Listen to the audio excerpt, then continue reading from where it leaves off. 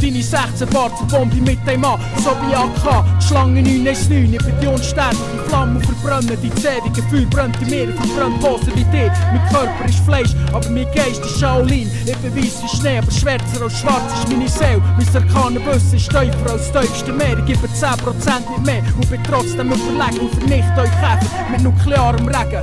Boom Bap Rap wie gute alte Zeiten, Seite für Seite von meinen Lyrics ist giftiger Shit. Mein Shaolin Spirit ist mein Motor und ich verbrenne Posers mit Lyrics, die giftiger sind als giftiger im giftigsten Bitch. Mein ABC ist mehr als von A bis Z, es ist von Kopf bis Fuß und von Fuß bis Schwert. Ich bin Krieger im Geist und bin besser als der Rest, weil ich bin geboren unter den Sternen von denen, die wandern auf höheren Sphären. Und Bücher voll Wissen sind meine Gefährten und darum bin ich euch für ewig überlegen. Ich brauche nichts zu sagen und bin trotzdem perfekt. Du kannst mich hassen bis du verreckst, aber besser sucht er ein Versteck. Meine Galaxie, meine Gesetze, ich bin der Schlangengott. Meine Worte ist ein Gift, das in deine Ohren tropft.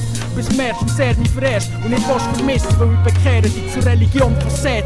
K919, ich zeig dir mein Wissen, wenn du willst, aber zuerst gang auf die Knie und gib mir deine Seele zu meinen Ehren.